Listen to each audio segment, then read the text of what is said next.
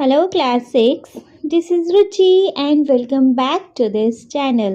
बच्चे आज इस वीडियो में हम देखेंगे अपना हिंदी बुक का चैप्टर नंबर 10 जो कि है परीक्षा।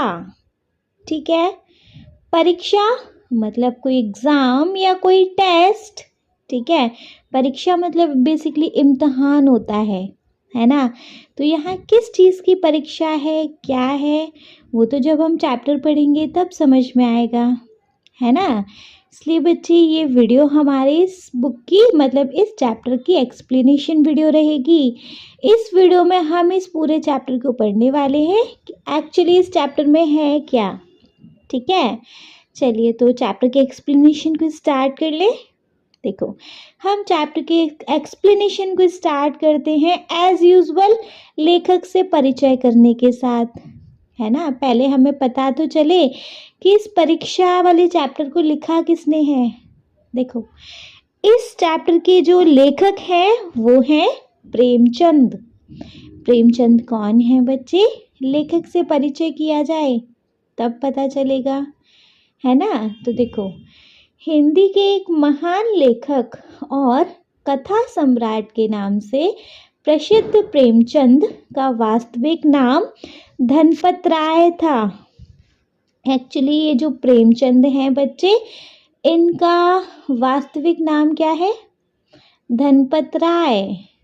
ठीक है, उन्होंने समाज सुधार और राष्ट्रीय भावना से ओतप्रोत कई कहानियाँ और उपन्यास लिखे। उनकी अनेक कहानियाँ जैसे ईदगाह, बड़े भाई साहब, गुल्ली डंडा, दो बैलों की कथा आदि बड़ों और बच्चों के बीच बहुत पढ़ी और सराही गई है। हिंदी के एक महान लेखक और कथा सम्राट के नाम से प्रसिद्ध प्रेमचंद का वास्तविक नाम धनपत राय था। उन्होंने समाज सुधार का राष्ट्रीय भावना से ओतप्रोत कई कहानियाँ और उपन्यास लिखे। उनकी अनेक कहानियाँ जैसे ईदगाह, बड़े भाई साहब, गुल्ली डंडा, दो बैलों की कथा आदि बड़ों और बच्चों के बीच बहुत पढ़ी और सराही गई है। ठीक है, देखो, इनका प्रेमचंद जी का जन्म हुआ था बच्चे 1880 में, मतलब 1880 में इनका जन्म हुआ था और 1936 में इनका देहांत भी हो गया, है ना। 1880 में इनका जन्म हुआ था और 1936 में इनका देहांत हो गया। ठीक है, क्लियर है, लेखक से परिचय हो गया। चलिए, अगर बच्चे लेखक से परिचय हो गया तो चैप्टर के एक्सप्लेनेशन को देखें। मतलब अब अपने चैप्टर पे आ जाते हैं। देखो, पढ़ेंगे। जब रियासत देवगढ़ के दीवान सरदार सुजान सिंह बूढ़े हुए तो परमात्मा की याद आई। किसको, रियासत देवगढ़ के दीवान सरदार सुजान सिंह को। जब वो थोड़े से अपनी एज पर आए, बूढ़े हुए, तो उन्हें परमात्मा की याद आई, मतलब भगवान की याद आई। जाकर महाराज से विनय की कि दीनबंधु दास ने श्रीमान की सेवा 40 साल तक की। अब मेरी अवस्था भी ढल गई है, राजकाज संभालने की शक्ति नहीं रही। कहीं भूल चूक हो जाए तो बुढ़ापे में दाग लगे, सारी जिंदगी की नेक नामी मिट्टी में मिल जाए, है ना। वंस रीड करेंगे। देखो, जब रियासत देवगढ़ के दीवान सरदार सुजान सिंह बूढ़े हुए तो परमात्मा की याद आई। जाकर महाराज से विनय की कि दीनबंधु दास ने श्रीमान की सेवा 40 साल तक की। अब मेरी अवस्था भी ढल गई है। ये कौन कह रहा है, सुजान सिंह। राजकाज संभालने की शक्ति नहीं रही, कहीं भूल चूक हो जाए तो बुढ़ापे में दाग लगे, है ना। मतलब बुढ़ापे में नाम खराब हो, लाइक ऐसा। सारी जिंदगी की नेक नामी मतलब जो भी अच्छे कर्म किए हैं वो मिट्टी में मिल जाएं, मतलब सब खराब हो जाए, अगर कुछ गलती हो जाए तो पूरी ज़िंदगी जितना भी नाम कमाया सब मिट्टी में न मिल जाए, है ना। तो इस तरीके से सुजान सिंह किससे विनय कर रहे हैं? महाराज से। ठीक है, क्लियर है। नेक्स्ट है, राजा साहब अपने अनुभवशील नीति कुशल दीवान का बड़ा आदर करते थे, है ना। राजा को बोल रहे हैं वो ये सारी चीज़ कि राजा साहब बहुत 40 साल तक सेवा कर ली, अब देखो मेरी अवस्था नहीं है सेवा करने की, और अगर कोई गलती अनजाने अनजाने हो गई तो पूरी ज़िंदगी जितना भी नाम कमाया है सारा मिट्टी में मिल जाएगा, है ना। तो नेक्स्ट पैराग्राफ में राजा साहब अपने अनुभवशील नीति कुशल दीवान का बड़ा आदर करते थे। अनुभवशील मतलब उनको बहुत बहुत समय का, बहुत सालों का अनुभव हो, जिसको एक्सपीरियंस हो। नीति कुशल मतलब एकदम योग्यवान टाइप, है ना। तो राजा साहब अपने नीति कुशल अनुभवशील दीवान का बड़ा आदर करते थे। दीवान कौन? ये जो बूढ़े सुजान सिंह है, ये बहुत समझाया, लेकिन जब दीवान साहब ने न माना तो हार कर उनकी प्रार्थना स्वीकार कर ली। राजा ने बहुत समझाया, नहीं अभी और काम करो, कोई बात नहीं, इतनी उम्र नहीं हुई, इस तरीके से बहुत समझाया, लेकिन दीवान साहब नहीं माने उनकी बात, है ना। तो हार कर फिर राजा ने उनकी प्रार्थना स्वीकार कर ली, पर शर्त यह लगा दी कि रिसायत के लिए नया दीवान आप ही को खोजना पड़ेगा। मतलब वो मान तो गए, लेकिन उनकी कंडीशन क्या थी कि ठीक है अब तुम ये दीवान का ये काम छोड़ रहे हो, चलो ठीक है, बहुत समझाया नहीं माने, लेकिन अब क्योंकि तुम ये काम छोड़ रहे हो तो इस रिसायत के लिए जो भी नया दीवान होगा उसको आप चुनेंगे, है ना। तो राजा साहब अपने अनुभवशील नीति कुशल दीवान का बड़ा आदर करते थे, बहुत समझाया, लेकिन जब दीवान साहब ने न माना तो हार कर उनकी प्रार्थना स्वीकार कर ली, पर शर्त यह लगा दी कि रिसायत के लिए नया दीवान आप ही को खोजना पड़ेगा। ठीक है, क्लियर है। नेक्स्ट है, दूसरे दिन देश के प्रसिद्ध पत्रों में यह विज्ञापन निकला। विज्ञापन बच्चे एडवर्टाइज होता है ना, हम कुछ किसी चीज़ का एडवर्टाइज करना हो तो हम पेपर वगैरह में, न्यूज़पेपर में, पत्रों में निकलवा देते हैं, तो ये वही। दूसरे दिन देश के प्रसिद्ध पत्रों में यह विज्ञापन निकला कि देवगढ़ के लिए एक सुयोग्य दीवान की ज़रूरत है। जो सज्जन अपने को इस पद के योग्य समझे वे वर्तमान सरकार सुजान सिंह की सेवा में उपस्थित हो। सुजान सिंह की सेवा में क्यों उपस्थित होना है? क्योंकि भाई दीवान तो वही चुनेंगे ना, है ना। यह जरूरी नहीं कि वे ग्रेजुएट हो, मगर हष्ट पुष्ट होना आवश्यक है। मंदांगिन के मरीज को यहाँ तक कष्ट उठाने की कोई ज़रूरत नहीं।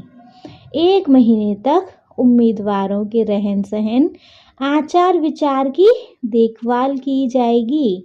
मतलब जो मंदांगिन के मरीज हैं उनको यहाँ तक कष्ट उठाने की भी कोई ज़रूरत नहीं है। 1 महीने तक उम्मीदवारों के रहने की, खाने की, उनके बैठने उठने की, सबकी देखभाल की जाएगी। विद्या का कम परंतु कर्तव्य का अधिक विचार किया जाएगा। पढ़ा लिखा कम है चलेगा, लेकिन कर्तव्य का अधिक विचार होगा कि भाई कर्तव्य अपने ठीक से निभाता है या नहीं, है ना। जो महाशय इस परीक्षा में पूरे उतरेंगे वे इस उच्च पद पर सुशोभित होंगे, है ना। इस टाइप का कुछ ये एडवर्टाइज था। क्या था, वंस रीड करेंगे। दूसरे दिन देश के प्रसिद्ध पत्रों में यह विज्ञापन निकला कि देवगढ़ के लिए एक सुयोग्य दीवान की ज़रूरत है।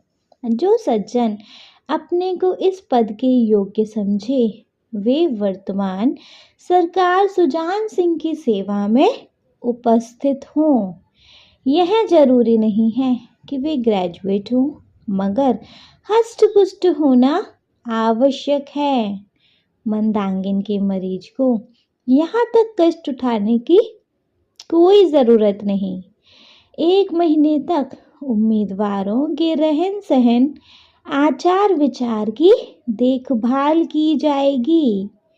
विद्या का कम परंतु कर्तव्य का अधिक विचार किया जाएगा। जो महाशय इस परीक्षा में पूरे उतरेंगे वे इस उच्च पद पर सुशोभित होंगे। ठीक है, क्लियर है इतना? इसमें किसी को कोई डाउट नहीं है? चलिए देन पार्ट 2 शुरू होता है हमारा। अब देखो ये इस टाइप का एडवर्टाइज निकाला कि पढ़ा लिखा नहीं है चलेगा, मतलब कम पढ़ा लिखा है, बिल्कुल ही ना हो तो नहीं चलेगा, कम पढ़ा लिखा है चलेगा, लेकिन कर्तव्य पूरे करने वाला होना चाहिए, है ना। नेक्स्ट पार्ट है अब हमारा। इस विज्ञापन ने सारे मुल्क में तहलका मचा दिया। सारे शहर में ऐसा ऊंचा पद और किसी प्रकार की कैद नहीं, केवल नसीब का खेल है। किसी प्रकार की कैद नहीं, मतलब किसी प्रकार की कोई रिक्वायरमेंट नहीं, है ना। सैकड़ों आदमी अपना अपना भाग्य परखने के लिए चल खड़े हुए। बहुत सारे सैकड़ों आदमी इस जॉब के लिए आए, मतलब दीवान की ये जो जॉब थी, है ना। देवगढ़ में नए नए और रंग बिरंगे मनुष्य दिखाई देने लगे। प्रत्येक रेलगाड़ी में से उम्मीदवारों का एक मेला सा उतरता, मतलब जितनी बार वो ट्रेन आती कोई ना कोई उम्मीदवार उस ट्रेन से ज़रूर एक मेले की तरह, एक झुंड की तरह उतरता। इतने लोग मतलब इस दीवान की जॉब के लिए आ रहे थे। कोई पंजाब से चला आता, कोई मद्रास से, कोई नई फैशन का प्रेमी, कोई पुरानी सादगी पर मिटा हुआ। रंगीन एमामे, चौगे और नाना प्रकार के अंगरखे और कंटोप देवगढ़ में अपनी सज धज दिखाने लगे। लेकिन सबसे विशेष संख्या ग्रेजुएटों की थी, मतलब जो ज़्यादा अमाउंट में जो पीपल आ रहे थे वो सारे ग्रेजुएट थे, पढ़े लिखे थे। क्योंकि सनद की कैद न होने पर भी सनद से पर्दा तो ढका रहता है ना। क्लियर है? वंस रीड करेंगे। देखो, इस विज्ञापन ने सारे मुल्क में तहलका मचा दिया। ऐसा ऊंचा पद और किसी प्रकार की कैद नहीं, केवल नसीब का खेल है। सैकड़ों आदमी अपना अपना भाग्य परखने के लिए चल पड़े। देवगढ़ में नए नए और रंग बिरंगे मनुष्य दिखाई देने लगे। प्रत्येक रेलगाड़ी से उम्मीदवारों का एक मेला सा उतरता। कोई पंजाब से चला आता था तो कोई मद्रास से, कोई नई फैशन का प्रेमी, कोई पुरानी सादगी पर मिटा हुआ। रंगीन एमामे, चौगे और नाना प्रकार के अंगरखे और कंटोप देवगढ़ में अपनी सज धज दिखाने लगे। लेकिन सबसे विशेष संख्या ग्रेजुएटों की थी, क्योंकि सनद की कैद न होने पर भी सनद से तो पर्दा तो ढका रहता है ना। नेक्स्ट पैराग्राफ है। सरदार सुजान सिंह ने इन महानुभावों के आदर सत्कार का बड़ा अच्छा प्रबंध कर दिया था। मतलब सारा इंतजाम जो पहले वाला दीवान थे सरदार सुजान सिंह जी, उन्होंने ही करके रखा था कि ये लोग आएंगे तो इनका अच्छे से आदर सत्कार तो होना चाहिए। नहीं, पहले हर एक मनुष्य अपने जीवन को अपनी बुद्धि के अनुसार अच्छे रूप में दिखाने की कोशिश करता था, है ना। जो भी इंटरव्यू ले जा रहे थे, हर एक इंसान मनुष्य वहाँ पे जो भी थे वो कोशिश कर रहे थे बेस्ट टू बेस्ट करने की। मिस्टर 9 बजे दिन तक सोया करते थे। आजकल वे बगीचे में टहलते हुए उषा का दर्शन करते थे। मिस्टर द स और ज से उनके घरों पर नौकरी की नाक में दम था। मतलब इस तरीके से लोग ना बोल रहे थे कि देखो हम 10-9 बजे तक दिन में सोया करते हैं, आजकल बगीचे में टहलते हुए उषा का दर्शन करते हैं, है ना। मिस्टर द स और जा नाम मेंशन नहीं है। सो उनके घरों पर नौकरी की नाक में दम था। लेकिन ये सज्जन आजकल आप और जनाब के बगैर नौकरों से बातचीत नहीं करते थे। मिस्टर ल, ये सारे जो वहाँ पर कैंडिडेट्स आए हैं ना, उनकी इस तरीके से नाम लिए जा रहे हैं। मिस्टर ल को किताब से घृणा थी, मतलब नफरत थी। जो पढ़े लिखे कम थे, ये उनका टाइप इंटरव्यू है। परंतु आजकल वे बड़े बड़े ग्रंथ देखने पढ़ने में डूबे रहते थे। जिससे बात कीजिए वह नम्रता और सदाचार का देवता भला बना मालूम देता था। मतलब जिसका इंटरव्यू लो, वो सब अपने को एक से बढ़ के एक दिखाने की कोशिश कर रहे थे। सबको देख के ऐसा लग रहा था कि तो कितने नम्रता और सदाचार के देवता हैं, है ना। लोग समझते थे कि 1 महीने का झंझट है, किसी तरह काट लें, कहीं कार्य सिद्ध हो गया तो कौन पूछता है। जस्ट फॉर्मेलिटी वाला सीन, है ना। बस इतना सोच रहे थे 1 महीने तक ठीक है, जैसे तैसे दिन कट जाए, उसके बाद क्या, एक बार जॉब मिल जाए फिर क्या है ना। तो इस टाइप से उनका सोचने का था। भैया इस टाइप से सोच रहे थे कि बस कैसे भी 1 महीना यहाँ रुकना है, कट जाए, ये पास हो जाए, फिर क्या है, फिर कैसे भी रहें, क्या मतलब है ना। तो वंस रीड करेंगे बच्चे। देखो, सरदार सुजान सिंह ने इन महानुभाव के आदर सत्कार का बड़ा अच्छा प्रबंध कर दिया था। हर एक मनुष्य अपने जीवन को अपनी बुद्धि के अनुसार अच्छे रूप में दिखाने की कोशिश करता था। मिस्टर 9 बजे दिन तक सोया करते थे। आजकल वे बगीचे में टहलते हुए उषा का दर्शन करते थे।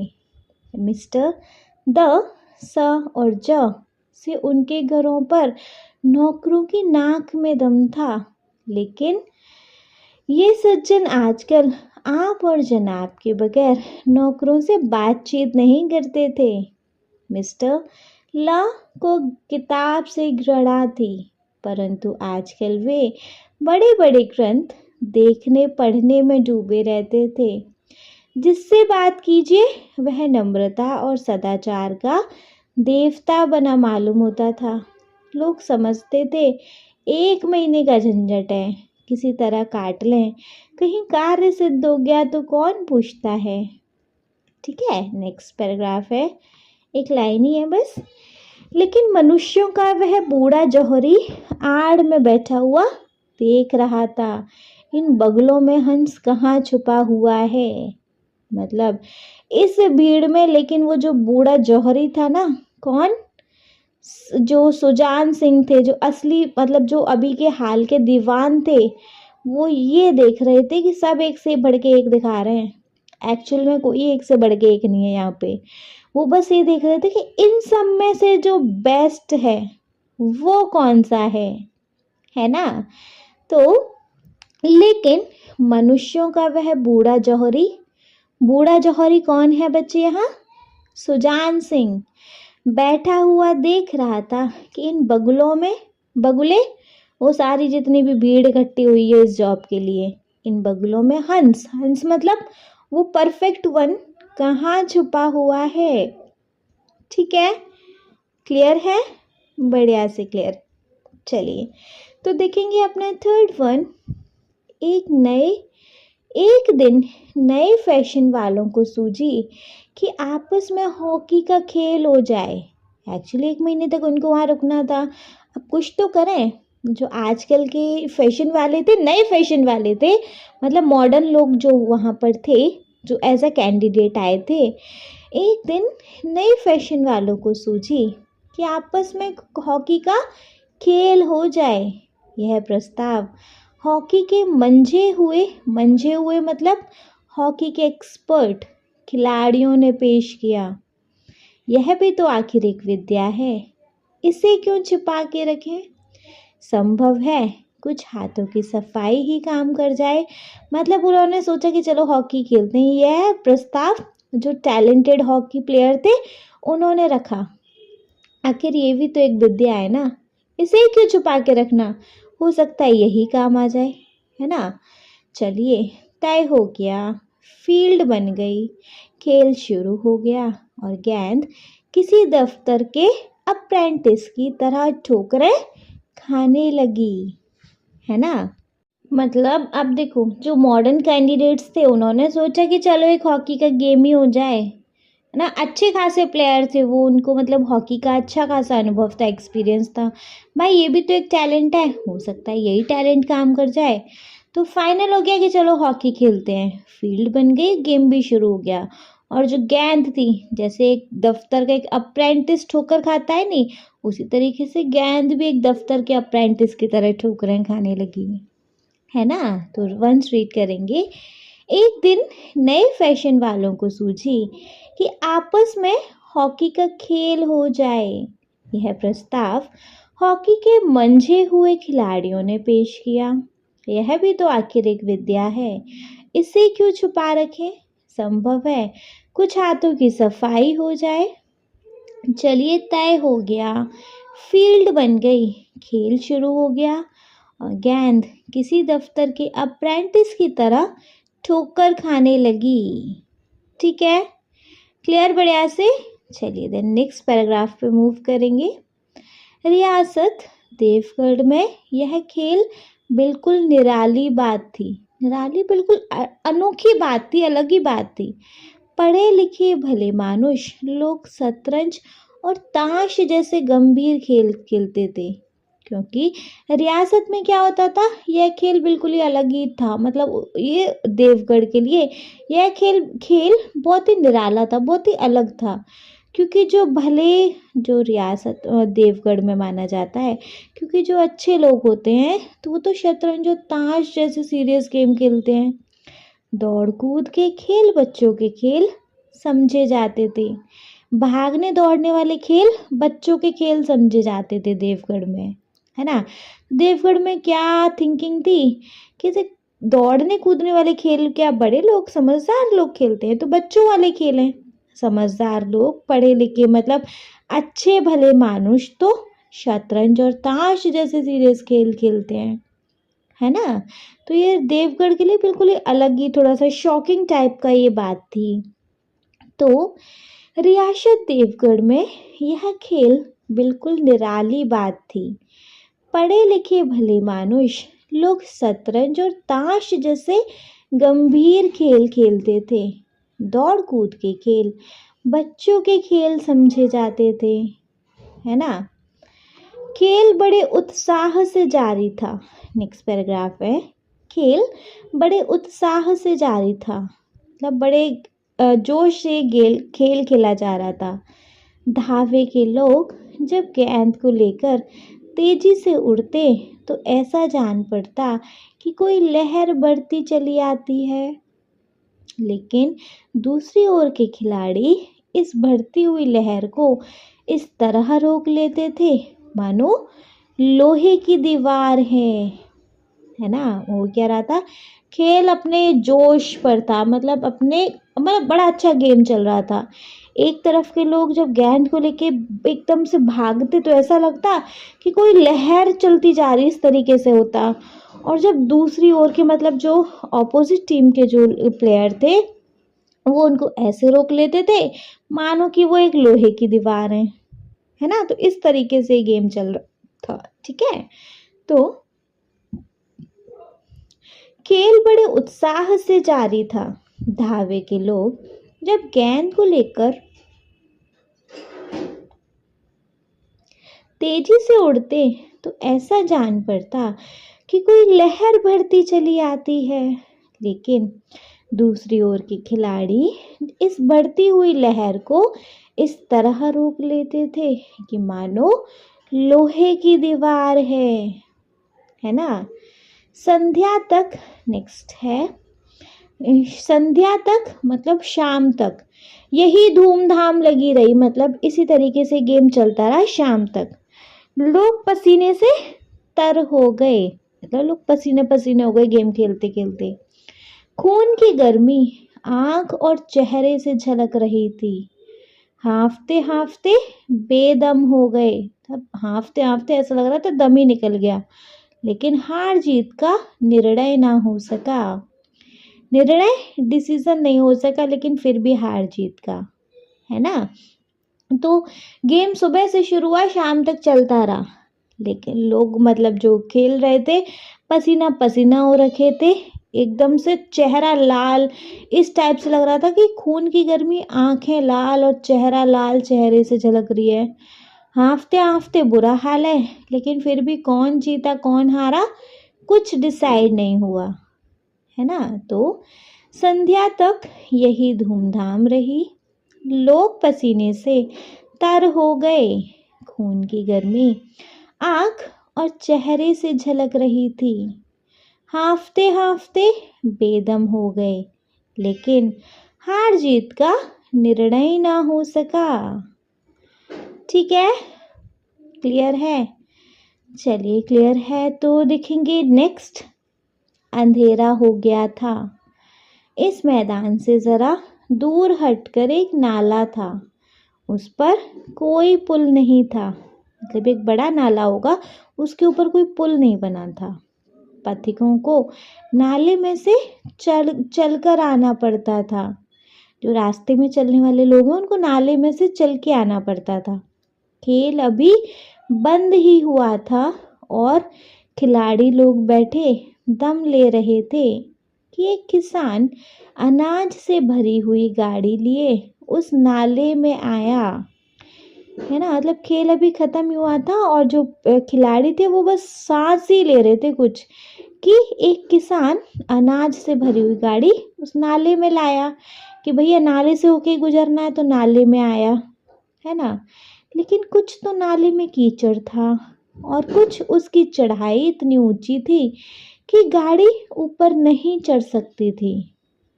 वह कभी बैलों को ललकारता, कभी पहियों को हाथ से ढकेलता, लेकिन बोझ अधिक था। मतलब जो अनाज का बोझ था वो ज़्यादा था और बैल कमज़ोर। गाड़ी ऊपर को न चढ़ती और चढ़ती भी तो कुछ दूर दूर चढ़कर फिर खिसक नीचे पहुंच जाती। किसान बार बार जोर लगाता और बार बार झुंझलाकर बैलों को मारता, है ना। मतलब बैलों को लग रही है तो बैल थोड़ा आगे बढ़े, झुंझलाकर बैलों को मारता, लेकिन गाड़ी उभरने का नाम ना लेती। मतलब नाला पार करने का नाम नहीं लेती वो गाड़ी। बेचारा इधर उधर निराश होकर ताकता, मगर कोई सहायक नजर नहीं आता। गाड़ी को अकेले छोड़कर कहीं जा भी नहीं सकता था, है ना, क्योंकि भैया उस गाड़ी में सामान है, उसका अनाज है, तो उसको छोड़कर भी नहीं जा सकता था। बड़ी आपत्ति में फंसा हुआ था, मतलब बड़ी परेशानी में आ गया। इस बीच में खिलाड़ी हाथों में डंडे लिए घूमते घामते उधर से निकले। तभी हुआ क्या, वो जो खिलाड़ी थे हाथों में डंडा लिए घूमते घामते वहां से निकल रहे थे, है ना। तो हुआ क्या, अब देखो कुछ डिसाइड नहीं हुआ कि कौन हारेगा कौन जीतेगा, है ना। अब उसी मैदान से जहाँ वो लोग खेल रहे थे वहां से हटके थोड़ा सा दूर ही एक नाला था, पर उस नाले पे ना कोई पुल नहीं था। मतलब अगर किसी को वो नाला पार करना है तो उसमें से चल के जाना पड़ता था, है ना। अभी वहां पे खिलाड़ियों का खेल अभी बंद ही हुआ है और वो खिलाड़ी थोड़ा सांस ले रहे हैं वहीं बैठ के। तभी क्या हुआ कि किसान अपनी अनाज से भरी हुई गाड़ी उस नाले तक लाया। अब क्योंकि नाला पार करना तो भैया नाले को अंदर से पार करना पड़ेगा, चल के जाना पड़ेगा। एक तो देखो उस नाले में कीचड़ और उस नाले की थोड़ी सी चढ़ाई ऊंची थी तो गाड़ी ऊपर नहीं चढ़ पा रही थी। भैया बैल लेके जा रहे हैं, उस गाड़ी में इतना सारा अनाज है ना, और ऊपर की हाइट कैसे चढ़ पाएंगे, है ना। तो किसान कभी तो बैलों को मारता, कभी पहियों को हाथ से ढकेलता, है ना। लेकिन इतना सारा वजन था उस गाड़ी में और बैल बेचारे कमजोर थे, है ना। गाड़ी ऊपर ही नहीं चढ़ पा रही थी। बड़ा चिढ़ रहा था बड़ा मतलब ऐसा लग रहा था कि फंस गया, वो कहाँ फंस गया। इधर उधर हेल्प के लिए देखता तो कोई दिखता भी नहीं। गाड़ी छोड़ के जा नहीं सकता क्योंकि उसमें उसका अनाज था, है ना। तभी क्या हुआ कि वो जो खिलाड़ी है इधर उधर से घूमते घामते वहां से आ रहे थे, है ना। तो ये पैराग्राफ क्लियर है। चलिए वंस रीड करेंगे। देखो, अंधेरा हो गया था। इस मैदान से जरा दूर हटकर एक नाला था। उस पर कोई पुल नहीं था। पथिकों को नाले में से चलकर आना पड़ता था। खेल अभी बंद ही हुआ था और खिलाड़ी लोग बैठे दम ले रहे थे कि किसान अनाज से भरी हुई गाड़ी लिए उस नाले में आया। लेकिन कुछ तो नाले में कीचड़ था और कुछ उसकी चढ़ाई इतनी ऊंची थी कि गाड़ी ऊपर न चढ़ सकती थी। वह कभी बैलों को ललकारता, कभी पहियों को हाथ से ढकेलता, लेकिन बोझ अधिक था और बैल कमजोर। गाड़ी ऊपर को न चढ़ती, चढ़ती भी तो कुछ दूर चढ़कर फिर खिसक कर नीचे पहुंच जाती। किसान बार बार जोर लगाता और बार बार झुंझलाकर बैलों को मारता, लेकिन गाड़ी उभरने का नाम नहीं लेती। बेचारा इधर उधर निराश होकर ताकता, मगर वहां कोई सहायक नजर नहीं आता। गाड़ी को अकेले छोड़कर कहीं जा भी नहीं सकता था। बड़ी आपत्ति में फंसा हुआ था। इस बीच में खिलाड़ी हाथों में डंडा लिए घूमते घामते उधर से निकले। ठीक है, नेक्स्ट पैराग्राफ है। किसान ने उनकी तरफ सहमी हुई आंखों से देखा, मतलब एक निराशा भरी, एक हेल्प भरी आंखों से देखा, परंतु किसी से मदद मांगने का साहस नहीं हुआ। उस किसान की लेकिन इतनी हिम्मत नहीं हुई कि वो किसी से मदद ले ले।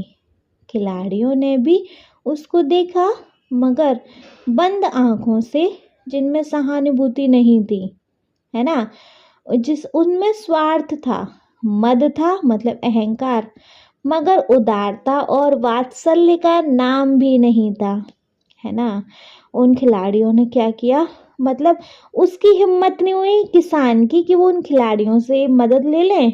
खिलाड़ियों ने उनको देखा तो खिलाड़ी ऐसे थे कि इनमें कोई सहानुभूति नहीं है, बस स्वार्थी, मद में चूर, अहंकार में चूर।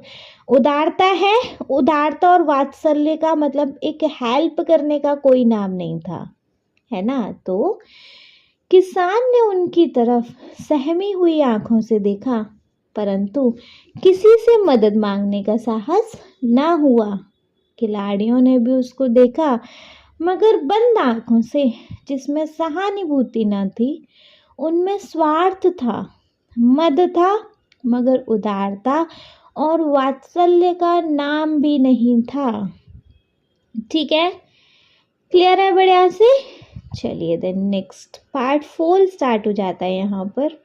देखो, लेकिन उसी समूह में एक ऐसा मनुष्य था जिसके हृदय में दया थी और साहस था। लेकिन वो जो खिलाड़ियों का ग्रुप था, उनमें से एक जन ऐसा भी था जिसके हृदय में दया भी थी और हिम्मत भी थी उसमें। आज हॉकी खेलते हुए उसके पैरों में चोट लग गई। जब वो हॉकी खेल रहा था तो उसके पैरों में चोट भी लग गई।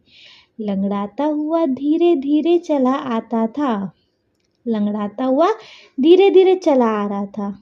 अकस्मात मतलब अचानक उसकी निगाह गाड़ी पर पड़ी।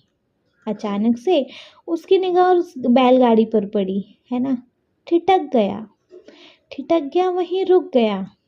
उसे किसान की सूरत देखते ही सब बातें ज्ञात हो गई। मतलब जब उसने किसान का चेहरा देखा, बड़ा हेल्पलेस टाइप, तो उसको समझ में आ गया कि इसको हेल्प की ज़रूरत है ना। डंडा एक किनारे रख दिया, कोट उतार डाला और किसान के पास जाकर बोला, मैं तुम्हारी गाड़ी निकाल दूं, है ना। वो क्या मतलब पैरों में चोट लग रही, वो लंगड़ा के आ रहा है, उसने उस किसान की गाड़ी को देखा, किसान को देखा तो समझ में आ गया इसको हेल्प की ज़रूरत है ना।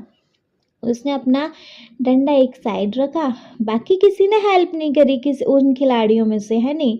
लेकिन उसने डंडा अपना साइड रखा, अपना कोट उतार के अलग रखा और किसान के पास जाके बोला, मैं हेल्प कर दूं क्या तुम्हारी गाड़ी निकालने में। इतना क्लियर है?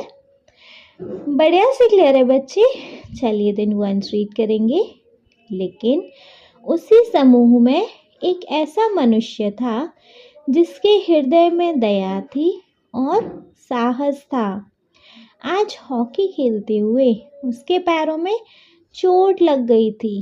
लंगड़ाता हुआ धीरे धीरे चला आता था। अकस्मात उसकी निगाह गाड़ी पर पड़ी। ठिठक गया। उसने किसान की सूरत देखते ही सब बातें ज्ञात हो गईं। डंडा एक किनारे रख दिया, कोट उतार डाला और किसान के पास जाकर बोला, मैं तुम्हारी गाड़ी निकाल दूं। इतना क्लियर है? ठीक है, नेक्स्ट पैराग्राफ देखेंगे। किसान ने देखा एक गठे हुए बदन का लंबा आदमी सामने खड़ा है, मतलब कसे हुए बदन का अच्छा खासा हट्टा कट्टा इंसान सामने खड़ा है। झुककर बोला, हुजूर मैं आपसे कैसे कहूँ। थोड़े झुक के बोला, भाई कैसे कहूँगे, हेल्प कर दो। युवक ने कहा, मालूम होता है तुम यहाँ बड़ी देर से फंसे हो। तो उसने कहा, जो हेल्प करने के लिए आया था उसने कहा, ऐसा लग रहा है तुम यहाँ बहुत देर से फंसे हो। अच्छा तुम गाड़ी पर जाकर बैलों को साधो, मैं पहियों को ढकेलता हूँ, अभी गाड़ी ऊपर चढ़ जाती है ना। कितना कितना भला इंसान था वो। तो उसने जब किसान ने देखा उस आदमी को कि उसको हेल्प करने के लिए सामने खड़ा है, थोड़ा झुका और बोला, भाई कैसे कहूँ, मतलब हेल्प चाहिए लेकिन मैं कैसे बोलूँ। तो युवक ने कहा, ऐसा लग रहा है बहुत देर से यहाँ फंसे, कोई बात नहीं, तुम गाड़ी पे जाओ और बैलों को मैनेज करो, यहाँ से पहिया मैं ढकेल देता हूँ, अभी निकल जाएगी गाड़ी ऊपर, है ना। तो किसान ने देखा एक गठे हुए बदन का लंबा आदमी सामने खड़ा है। झुककर बोला, हुजूर मैं आपसे कैसे कहूँ। युवक ने कहा, मालूम होता है तुम यहाँ बड़ी देर से फंसे हो। अच्छा तुम गाड़ी पर जाकर बैलों को साधो, मैं पहिए को ढकेलता हूँ, अभी गाड़ी ऊपर चढ़ जाती है। ठीक है, फिर किसान गाड़ी पर जा बैठा। किसान मान गया, किसान गाड़ी पे जा बैठा। युवक ने पहिए को जोर लगाकर उकसाया। कीचड़ बहुत ज़्यादा थी, वह घुटने तक ज़मीन में गड़ गया लेकिन हिम्मत नहीं हारी। अब क्योंकि कीचड़ इतनी थी कि उसके पैर ना ज़मीन में धंसते जा रहे थे, घुटने तक उसके पैर ज़मीन में धंसने लगे, लेकिन हिम्मत नहीं हार रहा था। वो पैरों में चोट लगी थी फिर भी हिम्मत नहीं हार रहा था। उसने फिर जोर किया। उधर किसान ने बैलों को ललकारा, बैलों को सहारा मिला, हिम्मत बंध गई।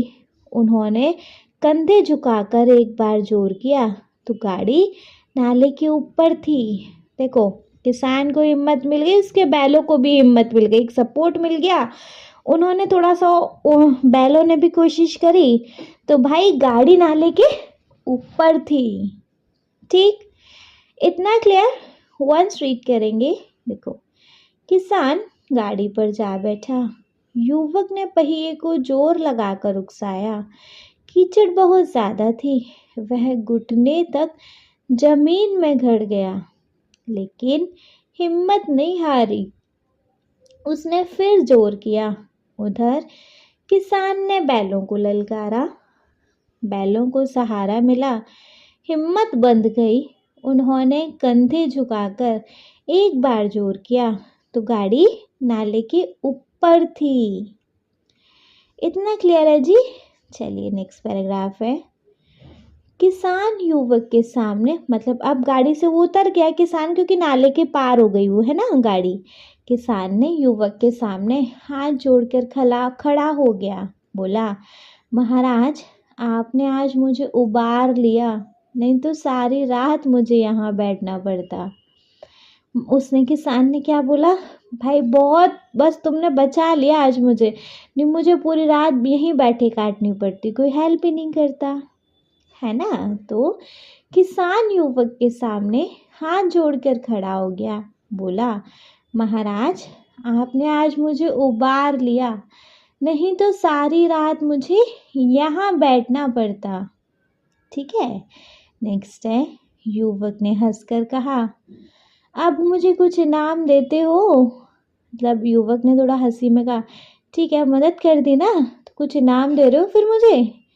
किसान ने गंभीर भाव से कहा, नारायण चाहेंगे तो दीवानी आपको ही मिलेगी। युवक ने थोड़ा बहुत सीरियस होके कहा, मतलब उन्होंने कहा ना, युवक ने हंस के कहा, ठीक है हेल्प कर दी ना तो कुछ इनाम दे रहे हो, मतलब यूं ही कहा जस्ट। तो किसान ने बहुत सीरियस होके कहा, अगर नारायण ने चाहा, भगवान ने चाहा तो दीवानी आप ही को मिलेगी। मतलब ये जो पोस्ट है, ये जो जिस जॉब के लिए आप आए हो यहाँ पर, वो आपको ही मिलेगी। युवक ने किसान की तरफ गौर से देखा, उसके मन में एक संदेह हुआ, क्या यह सुजान सिंह तो नहीं है। आवाज़ मिलती है, चेहरा मोहरा भी वही। किसान ने भी उसकी ओर तीव्र दृष्टि से देखा, मतलब तेज दृष्टि से देखा। शायद उसके दिल के संदेह को भाप गया। मुस्कुराकर बोला, गहरे पानी में बैठने से ही मोती मिलता है। मतलब आप क्या भैया, वही सुजान सिंह थे, वो जस्ट उसका टेस्ट ले रहे थे कि देखो कहा था ना, पढ़ा लिखा हो या ना हो लेकिन कर्तव्यवादी होना चाहिए, है ना। तो मतलब सोचने का, ये सुजान सिंह तो नहीं, आवाज़ भी लग रही है, मतलब क्या चेहरा भी लग रहा है। किसान ने भी उसकी तरफ तेज दृष्टि से देखा, शायद पता चल गया। मुस्कुराकर बोला, गहरे पानी में, मतलब एक मुहावरा दिया, गहरे पानी में बैठने से ही मोती मिलता है ना। तो युवक ने किसान की तरफ गौर से देखा, उसके मन में एक संदेह हुआ, क्या यह सुजान सिंह तो नहीं है। आवाज़ मिलती है, चेहरा मोहरा भी वही है। किसान ने भी उसकी ओर तीव्र दृष्टि से देखा, शायद उसके दिल के संदेह को भाप गया। मुस्कुराकर बोला, गहरे पानी में बैठने से ही मोती मिलता है। ठीक है, यहाँ से 5th पार्ट स्टार्ट होता है।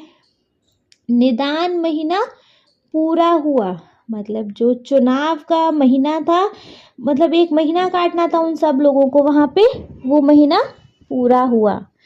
चुनाव का दिन आ पहुँचा, फाइनल डे आ गया जिस दिन चुनाव करना है। उम्मीदवार लोग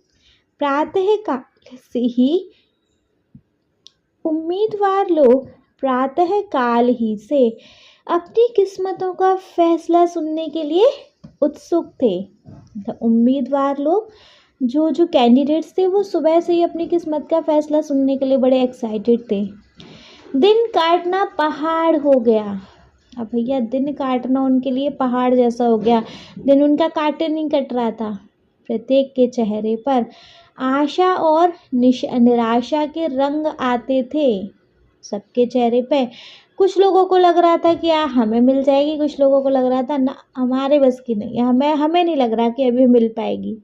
नहीं मालूम आज किसके नसीब जागेंगे, न जाने किस पर लक्ष्मी की कृपा दृष्टि होगी, है ना। किसी को नहीं पता भैया किसका नसीब जगेगा, किसको ये जॉब मिलेगी, किसके ऊपर लक्ष्मी की कृपा बरसेगी, कोई नहीं जानता। बस सब लोग एक्साइटेड होके बस वहाँ बैठे हैं कि बस फैसला आ जाए। कुछ लोगों को लग रहा था हमें मिल जाएगी, कुछ लोगों को लग रहा था शायद नहीं मिलेगी। देखो पर क्या होता है ना। तो निदान महीना पूरा हुआ, चुनाव का दिन आ पहुंचा। उम्मीदवार लोग प्रातः काल ही से अपनी किस्मत का फैसला सुनने के लिए उत्सुक थे। दिन काटना पहाड़ हो गया। प्रत्येक के चेहरे पर आशा और निराशा के रंग आते थे। नहीं मालूम आज किसके नसीब जागेंगे, न जाने किस पर लक्ष्मी की कृपा दृष्टि होगी। ठीक है, नेक्स्ट पैराग्राफ है। संध्या समय राजा साहब का दरबार सजाया गया। शाम के टाइम राजा साहब का दरबार सजा। शहर के रईस और धनाढ्य लोग, मतलब धन से परिपूर्ण लोग, अमीर लोग, राज्य के कर्मचारी और दरबारी तथा दीवानी के उम्मीदवार का समूह, जो जो जितने भी कैंडिडेट्स थे उस जॉब के लिए, वो सब भी, सब रंग बिरंगी सज धज बनाए दरबार में आ विराजे। सब लोग बड़ा रंग बिरंगे होके, सज धज के होके दरबार में पहुंच गए। उम्मीदवारों के कलेजे धड़क रहे थे। धक धक होती है ना जब एक रिजल्ट आने वाला होता है, तो वही सेम यहाँ इन कैंडिडेट्स के साथ हो रहा था, इन उम्मीदवारों के साथ हो रहा था, है ना। तो संध्या समय राजा साहब का दरबार सजाया गया। शहर के रईस और धनाढ्य लोग, राज्य के कर्मचारी और दरबारी तथा दीवानी के उम्मीदवारों का समूह, सब रंग बिरंगी सज धज बनाए दरबार में आ विराजे। उम्मीदवारों के कलेजे धड़क रहे थे। ठीक है, नेक्स्ट पैराग्राफ देखेंगे बच्चे। नेक्स्ट पैराग्राफ वी हैव, जब सरदार सुजान सिंह ने खड़े होकर कहा, मेरे दीवानी के उम्मीदवार महाशयों, मैंने आप लोगों को जो कष्ट दिया है उसके लिए मुझे क्षमा कीजिए। इस पद के लिए ऐसे पुरुष की आवश्यकता थी जिसके हृदय में दया हो और साथ साथ आत्मबल, है ना। सरदार सुजान सिंह ने खड़े होकर क्या कहा कि उम्मीदवारों, मैंने आप लोगों को 1 महीने का कष्ट तो दिया है ना, क्योंकि आप सब तो दीवान की पोस्ट के लिए नहीं, मतलब फाइनल होते हो, कोई एक ही होगा, तो बाकी जो बच्चे वो लोग मुझे क्षमा करें, क्योंकि मुझे इस पद के लिए ऐसे पुरुष की आवश्यकता थी जिसके हृदय में दया हो और साथ में उसके अंदर एक कॉन्फिडेंस हो, आत्मबल हो। हृदय वह जो उदार हो, आत्मबल वह जो आपत्ति का वीरता के साथ सामना करे, और इस रिसायत के सौभाग्य से हमें ऐसा पुरुष मिल गया है। समझ रहे हो नहीं कौन है वो? चलिए, ऐसे गुण वाले संसार में कम हैं, और जो हैं वे कीर्ति और मान के शिखर पर बैठे हुए हैं, उन तक हमारी पहुंच नहीं। मैं रिशायत के पंडित जानकी नाथ सा को दीवानी पाने पर बधाई देता हूँ। कौन जीता है? पंडित जानकी नाथ। सा तो हम लगा देते हैं, है नहीं? तो कौन जीता भाई रिसायत को? मैं पंडित जानकी नाथ सा को दीवानी पाने पर बधाई देता हूँ, है ना।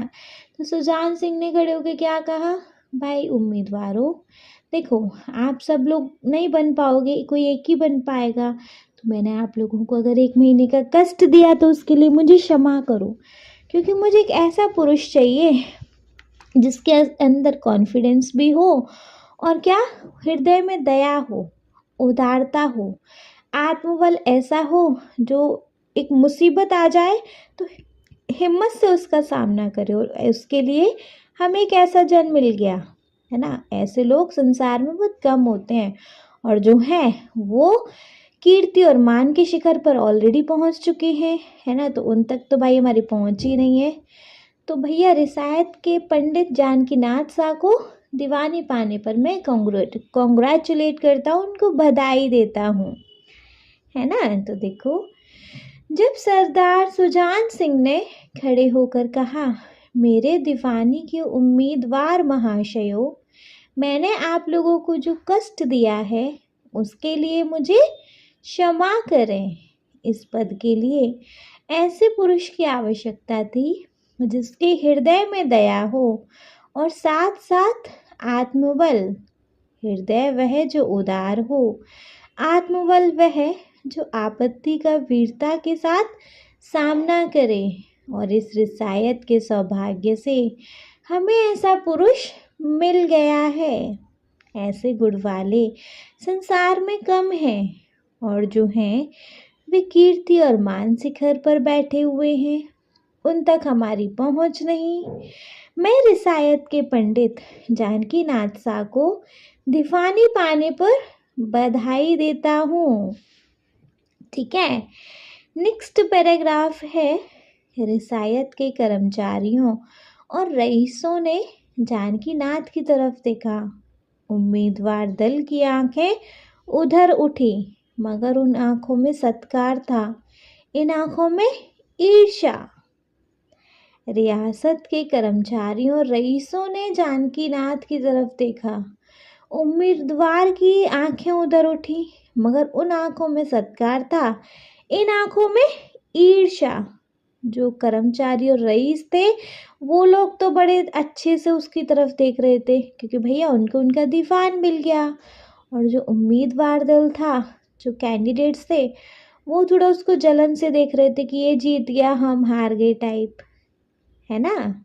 एनीवेज, नेक्स्ट है, सरदार साहब ने फिर फरमाया, आप लोगों को यह स्वीकार करने में कोई आपत्ति नहीं होगी कि जो पुरुष स्वयं जख्मी होकर भी एक गरीब किसान की भरी हुई गाड़ी को दलदल से निकालकर नाले के ऊपर चढ़ा दे, उसके हृदय में साहस, आत्मबल और उदारता का वास है। ऐसा आदमी गरीबों को कभी नहीं सतावेगा। उसका संकल्प दृढ़ है, उसके चित्त को स्थिर रखेगा। वह चाहे धोखा खा जाए, परंतु दया और धर्म से कभी नहीं हटेगा। सरदार साहब ने फिर दोबारा क्या बोला कि आपको इसे स्वीकारने में कोई आपत्ति नहीं होगी, क्योंकि ऐसा इंसान जो खुद जख्मी है फिर भी एक गरीब किसान की भरी हुई गाड़ी को दलदल से निकाल के नाले के ऊपर चढ़ा दे, तो सोचो उसके हृदय में साहस, आत्मबल और उदारता कितनी होगी। ऐसा इंसान गरीबों को कभी नहीं सताएगा। उसका इस संकल्प दृढ़ है, पक्का है, मतलब जो उसके चित्त को या मन को स्थिर रखेगा। वह चाहे खुद धोखा खा जाए, परंतु दया और धर्म से कभी नहीं हटेगा। ठीक है, क्लियर है बढ़िया से। चलिए, अगर बच्चे क्लियर है तो इसके साथ हो गया हमारे इस चैप्टर के एक्सप्लेनेशन का दी एंड। बचा क्या बच्चे, बारी आ जाती है इस चैप्टर के एक बार शॉर्ट समराइजेशन की। शॉर्ट समराइजेशन देखना बनता है नहीं, एटलीस्ट शॉर्ट समराइजेशन देख लेंगे तो बच्चे हमें चैप्टर में कहीं भी कोई भी डाउट आया होगा वो डाउट क्लियर हो जाएगा, है ना। तो जी ज़्यादा टाइम वेस्ट नहीं करते हैं, देख लेंगे हम इस चैप्टर का एक क्विक रिकैप। देखिए बच्चे, चैप्टर का शॉर्ट समराइजेशन को स्टार्ट करेंगे हम चैप्टर के नेम के साथ ही, जो कि है परीक्षा। ठीक है, परीक्षा मतलब इम्तिहान। ठीक है, देखेंगे। जब रियासत देवगढ़ के दीवान सरदार सुजान सिंह बूढ़े हुए तो परमात्मा की याद आई। जाकर महाराज से विनय की कि दीन बंधु दास से श्रीमान की सेवा 40 साल तक की, अब मेरी अवस्था भी ढल गई है, राजकाज संभालने की शक्ति नहीं रही, किंतु कहीं भूल चूक हो जाए तो बुढ़ापे में दाग लगे, सारी जिंदगी की नेक कामी मिट्टी में मिल जाए। राजा साहब अपने अनुभवशील नीति कुशल दीवान का बड़ा आदर करते थे। बहुत समझाया, लेकिन जब दीवान साहब ने न माना तो हार कर उनकी प्रार्थना स्वीकार कर ली। यह शर्त लगा दी कि रियासत के लिए नया दीवान आप ही को खोजना पड़ेगा। नेक्स्ट है, दूसरे दिन देश के प्रसिद्ध पत्रों में यह विज्ञापन निकला कि देवगढ़ के लिए एक सुयोग्य दीवान की ज़रूरत है।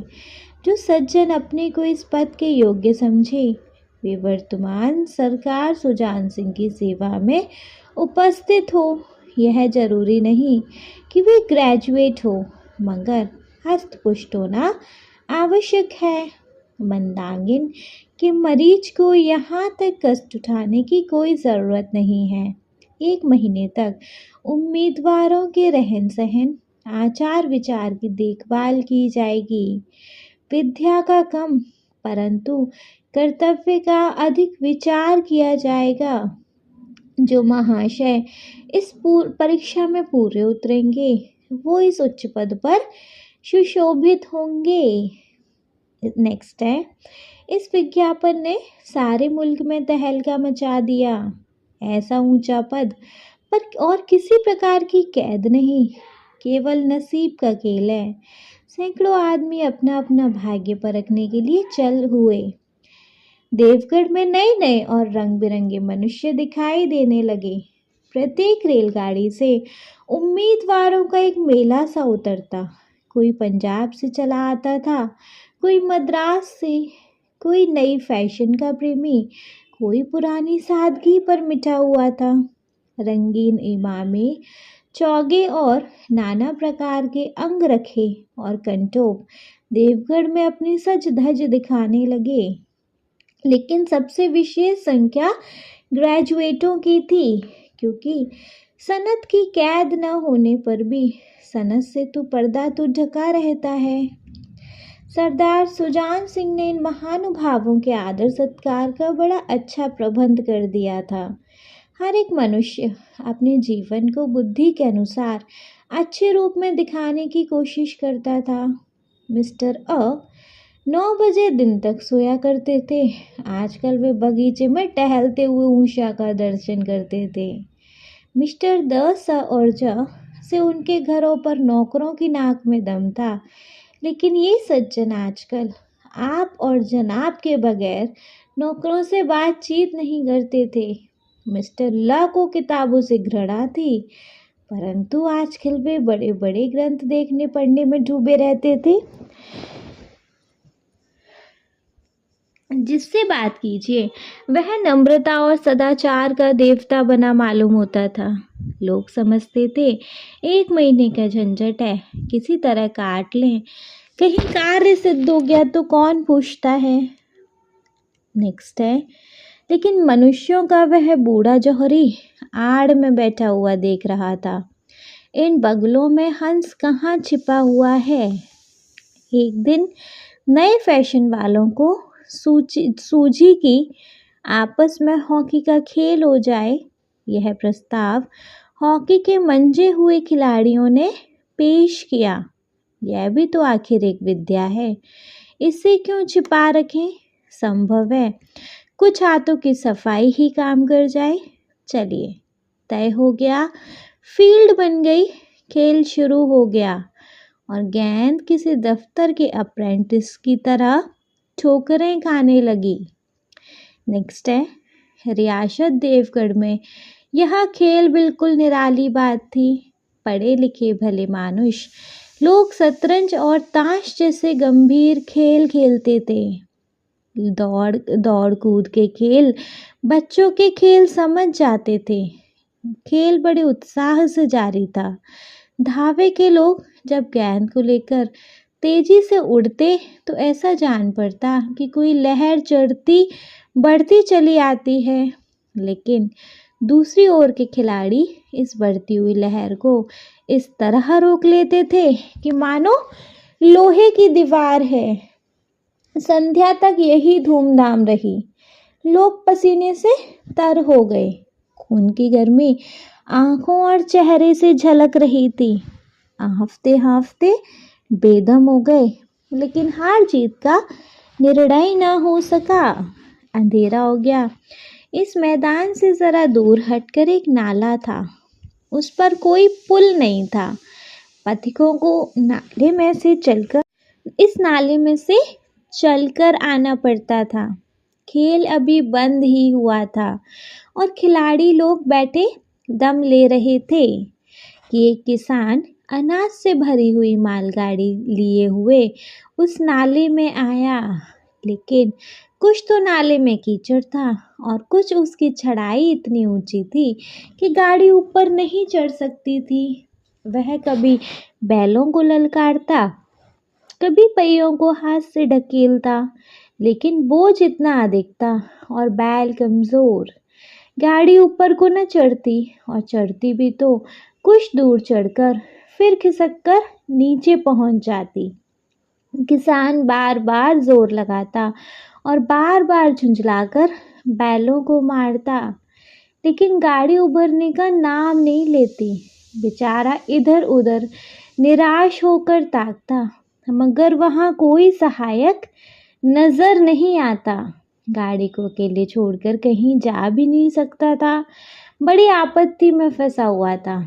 इस बीच में खिलाड़ी हाथों में डंडा लिए घूमते घामते उधर से निकले।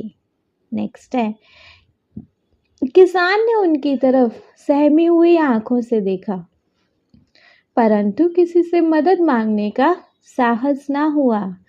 खिलाड़ियों ने भी उसको देखा, मगर बंद आंखों से, जिसमें सहानुभूति नहीं थी। उनमें स्वार्थ था, मद था, मगर उदारता और वात्सल्य का नाम भी नहीं था। लेकिन उसी समय उस समूह में एक ऐसा मनुष्य था जिसके हृदय में दया थी और साहस था। आज हॉकी खेलते हुए उसके पैरों में चोट लग गई थी। लंगड़ाता हुआ धीरे धीरे चला आता था। अकस्मात उसकी निगाह गाड़ी पर पड़ी। ठिठक गया। उसे किसान की सूरत दिखते ही सब बातें ज्ञात हो गईं। डंडा एक किनारे रख दिया, कोट उतार डाला और किसान के पास जाकर बोला, मैं तुम्हारी गाड़ी निकाल दूं? किसान ने देखा, एक गठे हुए बदन का लंबा आदमी सामने खड़ा है। झुककर बोला, हुजूर, मैं आपसे कैसे कहूँ? युवक ने कहा, मालूम होता है तुम यहाँ बड़ी देर से फंसे हो। अच्छा, तुम गाड़ी पर जाकर बैलों को साधो, मैं पहियों को ढकेलता हूँ। अभी गाड़ी ऊपर चढ़ जाती है। नेक्स्ट, किसान गाड़ी पर जा बैठा। युवक ने पहिए को जोर लगाकर उकसाया। कीचड़ बहुत ज़्यादा थी। वह घुटने तक जमीन में गड़ गया, लेकिन हिम्मत नहीं हारी। उसने फिर जोर किया। उधर किसान ने बैलों को ललकारा। बैलों को सहारा मिला। हिम्मत बंध गई। उन्होंने कंधे झुकाकर एक बार जोर किया तो गाड़ी नाले के ऊपर थी। नेक्स्ट है, किसान युवक के सामने हाथ जोड़कर खड़ा हो गया। बोला, महाराज, आपने आज मुझे उबार लिया, नहीं तो सारी रात मुझे यहाँ बैठना पड़ता। युवक ने हंसकर कहा, अब मुझे कुछ इनाम देते हो? किसान ने गंभीर भाव से कहा, नारायण चाहेंगे तो दीवानी आपको ही मिलेगी।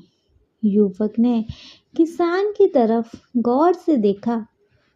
उसके मन में एक संदेह हुआ, क्या यह सुजान सिंह तो नहीं है?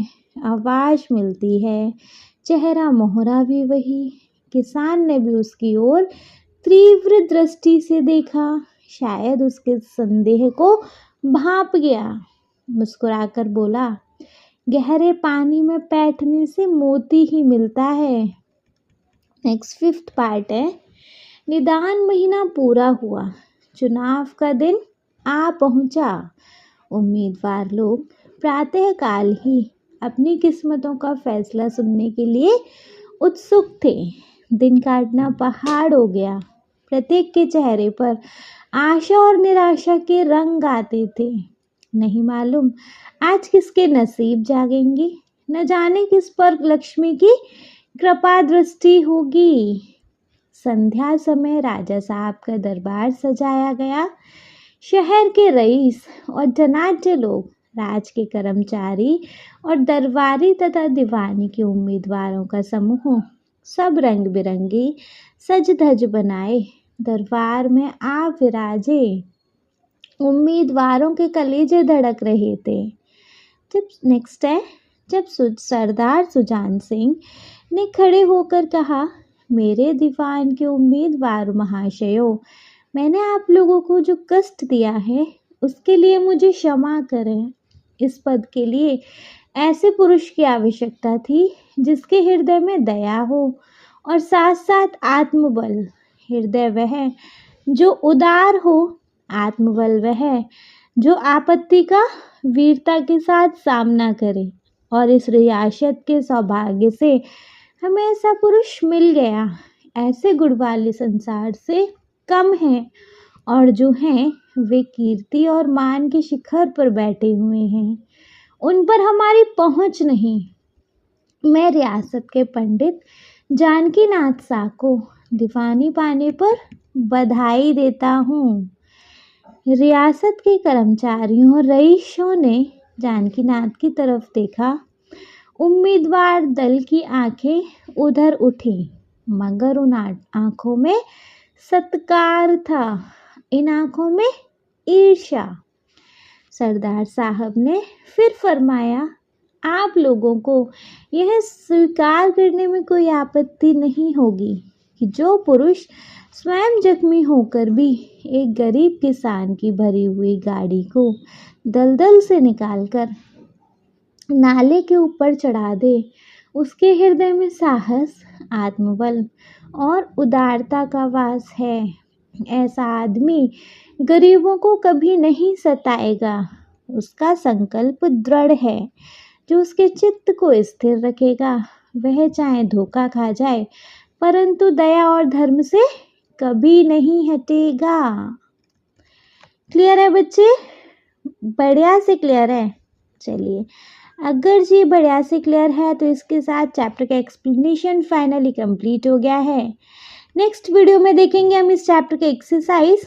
वीडियो पसंद आया हो बच्चे तो आप इस वीडियो को एक लाइक करेंगे, चैनल को सब्सक्राइब तो ज़रूर ही करेंगे, और आपके जिन फ्रेंड्स के लिए वीडियो हेल्पफुल रहेगी उनको इस वीडियो को उठा के शेयर करेंगे आप। Okay, thank you so much.